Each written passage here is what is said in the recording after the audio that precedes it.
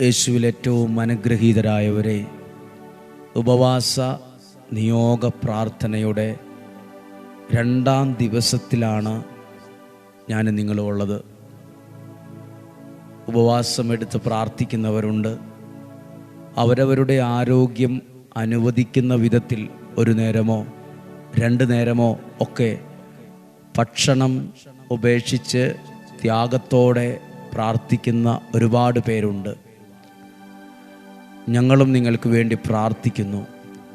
ഇന്നുവരെ ഈ ആലയത്തിൽ വന്നിട്ടുള്ളവർ ആരുടെയൊക്കെ നിയോഗങ്ങളും പ്രാർത്ഥനകളുമാണോ ഈ ആലയം സ്വീകരിച്ചിട്ടുള്ളത്, അവരെല്ലാം അവരുടെ പ്രാർത്ഥനകൾക്ക് വേണ്ടി, ജീവിതങ്ങൾക്ക് വേണ്ടിയൊക്കെ പ്രത്യേകം ഉപവാസത്തോടെ പ്രാർത്ഥിക്കുന്നു. +1, +2, SLC പരീക്ഷ, അതുപോലെ വിവിധ രാജ്യങ്ങളിൽ പോകുവാൻ പരീക്ഷയ്ക്കായി ഒരുങ്ങുന്നവർക്ക് വേണ്ടിയൊക്കെയും പ്രാർത്ഥിക്കുന്നു എല്ലാ ദിവസവും.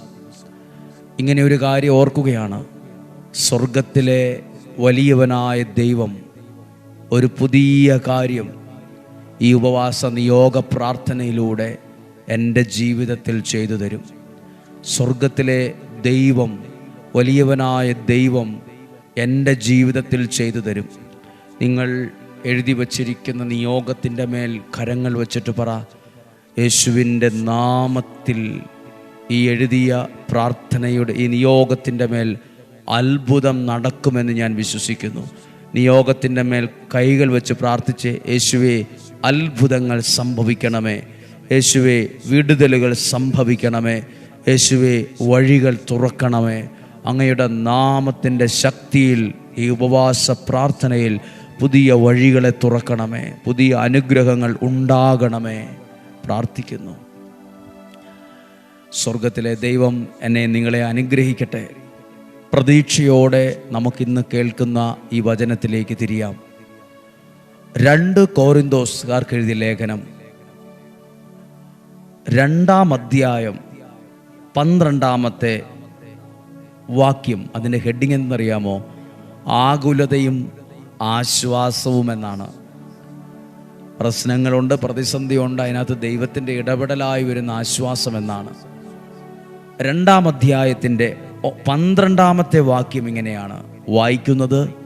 ഈ വിഷയം, ഈ വചനം ഇന്ന് പ്രാർത്ഥിക്കുന്നത്: ക്രിസ്തുവിൻ്റെ സുവിശേഷം പ്രസംഗിക്കുവാൻ ഞാൻ ത്രോവാസിൽ ചെന്നപ്പോൾ കർത്താവിൽ എനിക്കായി ഒരു വാതിൽ തുറക്കപ്പെട്ടു. അപ്പോൾ അവിടെ അടഞ്ഞ വാതിലായിരുന്നു ത്രോവാസിൽ ചെന്നപ്പോൾ ഉണ്ടായിരുന്നത്. സിറ്റുവേഷൻ വേറെയായിരുന്നു, സാഹചര്യം വേറെയായിരുന്നു, നിരാശയിലേക്ക് നയിക്കുന്ന സാഹചര്യങ്ങളായിരുന്നു. അതുകൊണ്ടാണല്ലോ അങ്ങനെ എഴുതുന്നത്. ക്രിസ്തുവിൻ്റെ സുവിശേഷം പ്രസംഗിക്കുവാൻ ഞാൻ ത്രോവാസിൽ ചെന്നപ്പോൾ കർത്താവിൽ എനിക്കായി ഒരു വാതിൽ തുറക്കപ്പെട്ടു. ഇന്ന് പ്രത്യേകം പ്രാർത്ഥിച്ച്, ദൈവത്തിൻ്റെ അത്ഭുത ഇടപെടലുകൾ സംഭവിക്കുമ്പോഴാണ് കർത്താവിൽ എനിക്കായി വാതിലുകളെ തുറക്കുന്നത്. നിങ്ങൾ പ്രാർത്ഥിക്കുമ്പോൾ ഓർക്കണം, ദൈവത്താൽ എനിക്ക് വേണ്ടി ഒരു വാതിൽ തുറക്കും. എനിക്ക് വേണ്ടി അനുഗ്രഹത്തിൻ്റെ ഒരു വാതിലിനെ ദൈവം തുറക്കും. എനിക്ക് വേണ്ടി സൗഖ്യത്തിൻ്റെ ഒരു വാതിലിനെ ദൈവം തുറക്കും. എനിക്ക് വേണ്ടി വിടുതലിൻ്റെ ഒരു വാതിൽ ദൈവം തുറക്കും. എനിക്ക് വേണ്ട വിദ്യാഭ്യാസത്തിൻ്റെ മേഖലകളിൽ, എൻ്റെ കുടുംബപരമായ സാഹചര്യത്തിൻ്റെ മേൽ, എൻ്റെ ബിസിനസ്സിൻ്റെ മേൽ, എൻ്റെ സാമ്പത്തികത്തിൻ്റെ മേൽ, എൻ്റെ പ്രതീക്ഷയുടെ മേൽ കർത്താവിൽ എനിക്കായി ഒരു വാതിൽ തുറക്കും. ദൈവത്തിൽ അത് ദൈവം തുറക്കുന്ന അനുഗ്രഹത്തിൻ്റെ വാതിലാണ്. ചില വഴികളും വാതിലുകളും ഒക്കെ നമുക്ക് തോന്നും, എത്ര ചെയ്തിട്ടും, എത്ര പരിശ്രമിച്ചിട്ടും, എത്രയൊക്കെ ഉന്തി തള്ളി നോക്കിയിട്ടും ഒന്നും നടക്കുന്നില്ലല്ലോ, തുറന്നു വരുന്നില്ലല്ലോ എന്ന് ചിന്തിക്കും. നിങ്ങൾക്ക് ഈ ഉപവാസ നിയോഗ പ്രാർത്ഥനയിൽ പങ്കെടുക്കുമ്പോൾ ഇങ്ങനെ പറയാൻ കഴിയട്ടെ: ഞാൻ ഉപവാസത്തോടെ വചനം കേട്ട് നിയോഗത്തിൽ പ്രാർത്ഥിച്ചപ്പോൾ കർത്താവിൽ എനിക്കായി ആ അടഞ്ഞ വാതിലായിരുന്നു, പക്ഷെ എനിക്ക് കർത്താവിൽ എനിക്കത് തുറന്നു കിട്ടി. ജീവിതം മുന്നോട്ട് നീങ്ങാൻ അടഞ്ഞ വാതിൽ എപ്പോഴും തടസ്സമാണ്. അടഞ്ഞ വാതിലും വഴിയൊക്കെ എനിക്ക് നിരാശയെ തരുള്ളൂ, എനിക്ക് ടെൻഷനേ തരുള്ളൂ, എനിക്ക് വേദനയെ തരത്തുള്ളൂ. എത്ര പേരുണ്ടെന്നറിയാമോ? ഒന്നിലധികം പ്രയാസങ്ങളും പ്രശ്നങ്ങളും കൊണ്ട് വാതിലടഞ്ഞ നിലയിൽ കുരുങ്ങിക്കിടക്കുന്നവർ, കുടുങ്ങിക്കിടക്കുന്നവർ, നിരാശയിലേക്ക് കൂപ്പുകുത്തുന്നവർ എത്ര പേരുണ്ടെന്നറിയാമോ? പക്ഷെ നിങ്ങൾക്ക് ഈ പ്രാർത്ഥനയിൽ വചനം കേട്ടുകൊണ്ടിരിക്കുന്ന നിങ്ങൾക്ക് വിശ്വസിക്കാൻ കഴിയും, കർത്താവിൽ എനിക്കായി അനുഗ്രഹത്തിൻ്റെ വാതിൽ തുറക്കപ്പെട്ടത്. ശുശ്രൂഷയുടെ വാതിൽ ദൈവം തുറക്കും.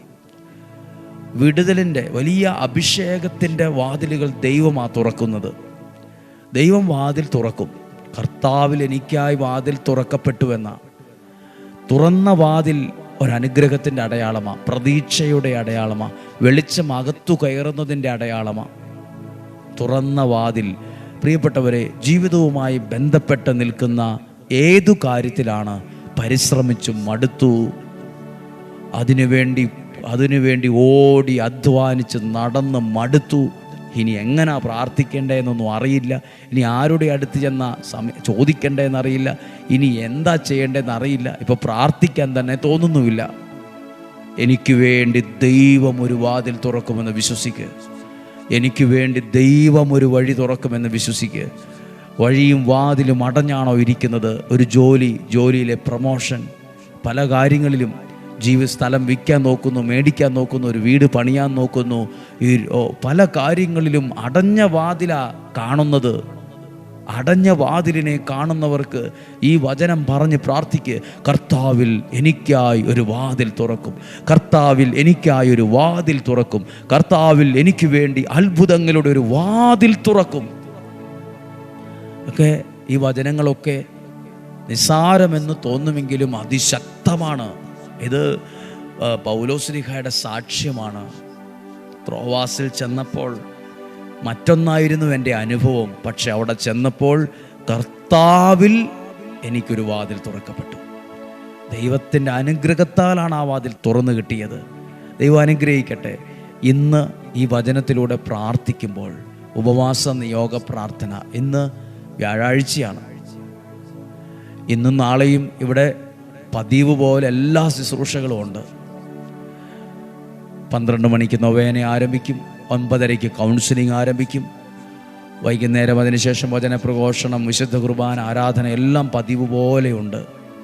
പ്രിയപ്പെട്ടവരെ, ഉപവാസ നിയോഗ പ്രാർത്ഥനയിൽ ഞാൻ വ്യക്തിപരമായ ആരെയും കൗൺസിലിങ്ങിനായി കാണുന്നില്ല, പക്ഷെ എല്ലാവരുടെയും ശിരസിൽ കരങ്ങൾ വെച്ച് ഞങ്ങൾ എല്ലാവരും പ്രാർത്ഥിക്കും. ആ ശുശ്രൂഷ എല്ലാം പതിവ് പോലെയുണ്ട്. ഉപവാസം എടുത്ത് പ്രാർത്ഥിക്കുന്നവരറിയുവാൻ നിങ്ങളുടെ ആരോഗ്യം അനുവദിക്കുന്ന പോലെ 1 നേരമോ 2 നേരമോ ഒക്കെ ഉപവാസം എടുത്ത് നിങ്ങൾ ആഗ്രഹിക്കുന്ന പോലെ, അത് ഇന്നതുപോലെ നിർബന്ധം കട്ടായം എന്നൊന്നുമില്ല, അത് നിങ്ങളുടെ സാഹചര്യവും ആരോഗ്യവും ഒക്കെ അനുവദിക്കുന്ന വിധത്തിൽ മാത്രമാണ് ഉപവാസം എടുത്ത് പ്രാർത്ഥിക്കേണ്ടത്. ഞങ്ങൾ നിങ്ങൾക്ക് വേണ്ടി പ്രാർത്ഥിക്കുന്നു. ദൈവം അനുഗ്രഹിക്കട്ടെ. നമുക്ക് നിയോഗ പ്രാർത്ഥനയിൽ ചില വിഷയങ്ങളെ വെച്ച് പ്രാർത്ഥിക്കാം. നിങ്ങൾ എഴുതി വച്ചിരിക്കുന്ന നിയോഗത്തെ കരങ്ങളിലെടുത്ത് പിടിച്ച് മറുകരം ആ നിയോഗത്തിൻ്റെ മേൽ വെച്ചൊന്ന് പ്രാർത്ഥിക്കാം. ഒരുപക്ഷെ നിങ്ങളിന്ന് പ്രാർത്ഥിക്കുന്ന ചില വിഷയം കുഞ്ഞുങ്ങളുടെ മേൽ നിലനിൽക്കുന്ന ആരോഗ്യ പ്രശ്നങ്ങൾ പരിഹരിക്കപ്പെടുവാനായിരിക്കും. ഒരുപക്ഷെ കുഞ്ഞുങ്ങൾ ഓട്ടിസം പോലുള്ള ചില അസ്വസ്ഥതകളുള്ളവരോ, ആരോഗ്യ പ്രശ്നമുള്ളവരോ, അംഗവൈകല്യമുള്ളവരോ, മരുന്ന് കഴിക്കുന്നവരോ, ഓപ്പറേഷൻ പറഞ്ഞിട്ടുള്ളവരോ, ബുദ്ധി വളർച്ച കുറവുള്ളവരോ, സംസാരിക്കാൻ കഴിവില്ലാത്തവരോ, അല്ലെങ്കിൽ കാലിന് വളർച്ചയില്ല, കൈകാലുകൾ ചുരുണ്ടിരിക്കുന്നു, അങ്ങനെ ഒത്തിരി അസ്വസ്ഥതകൾ, വേദനകൾ കുഞ്ഞുങ്ങളിൽ അനുഭവിക്കുന്നവരുണ്ട്.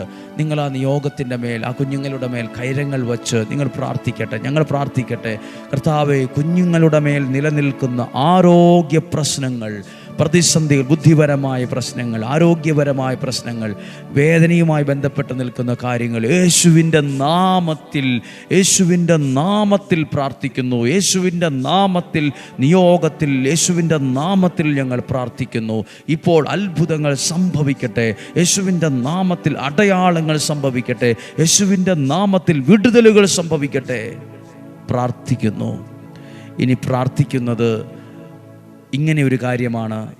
വാടക വീട്ടിൽ താമസിക്കുന്നവർ, സ്ഥലം വിൽക്കാൻ നോക്കുന്നവർ, മേടിക്കാൻ നോക്കുന്നവർ, ചില കേസ് ഇടപാടുകളിൽ നിന്ന് വിടുതൽ കിട്ടുവാൻ ആഗ്രഹിക്കുന്നവർ, ചില കള്ളക്കേസിൽ കുടുങ്ങിക്കിടക്കുന്നവർ, ഇങ്ങനെയുള്ള ആരെങ്കിലും നിയോഗം വച്ചിട്ടുള്ളവരുണ്ടോ? ഒരു വാടക വീട്, എന്നാ ഒരു നല്ല വീട് മേടിക്കാൻ കഴിയുക, എന്നാ ഒരു വീട് പണിയാൻ കഴിയുക, സ്ഥലം വിൽക്കുവാൻ നോക്കുന്നവർ, പുതിയ വീട്, പുതിയ വാഹനം ഒക്കെ വാങ്ങിക്കുവാൻ ആഗ്രഹിക്കുന്നവർ എല്ലാവരും ഒന്ന് പ്രാർത്ഥിച്ചേ. യേശുവിൻ്റെ നാമത്തിൽ ഈ വിഷയത്തിൻ്റെ മേൽ അത്ഭുതങ്ങൾ നടക്കണമേ. യേശുവിൻ്റെ നാമത്തിൽ അത് സംഭവിക്കണമേ. യേശുവിൻ്റെ നാമത്തിൽ ഈ ഉപവാസ നിയോഗ പ്രാർത്ഥനയിൽ അവരെ ഏൽപ്പിച്ചുകൊണ്ട് പ്രാർത്ഥിക്കുന്നു. യേശുവിൻ്റെ നാമത്തിൽ, യേശുവിൻ്റെ നാമത്തിൽ, യേശുവിൻ്റെ നാമത്തിൽ ഏൽപ്പിക്കുന്നു. ഇപ്പോൾ നിയോഗ പ്രാർത്ഥന 4 പ്രാവശ്യം ചെല്ലുകയാണ്. 33 പ്രാവശ്യമാണ് ചൊല്ലി പ്രാർത്ഥിക്കേണ്ടത്. ഈ പ്രാർത്ഥന കഴിഞ്ഞുള്ള നിങ്ങളുടെ സമയം അനുസരിച്ച് ആ നിയോഗത്തെ മനസ്സിൽ കണ്ട് ഈ നിയോഗ പ്രാർത്ഥന ചൊല്ലുക. ചേർന്ന് പ്രാർത്ഥിക്കാം.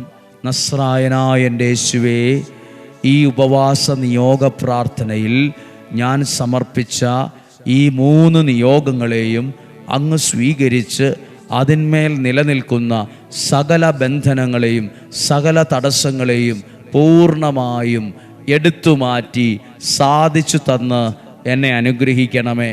നസ്രായനായ എൻ്റെ യേശുവേ, ഈ ഉപവാസ നിയോഗ പ്രാർത്ഥനയിൽ ഞാൻ സമർപ്പിച്ച ഈ 3 നിയോഗങ്ങളെയും അങ്ങ് സ്വീകരിച്ച് അതിന്മേൽ നിലനിൽക്കുന്ന സകല ബന്ധനങ്ങളെയും സകല തടസ്സങ്ങളെയും പൂർണ്ണമായും എടുത്തുമാറ്റി സാധിച്ചു തന്ന് എന്നെ അനുഗ്രഹിക്കണമേ.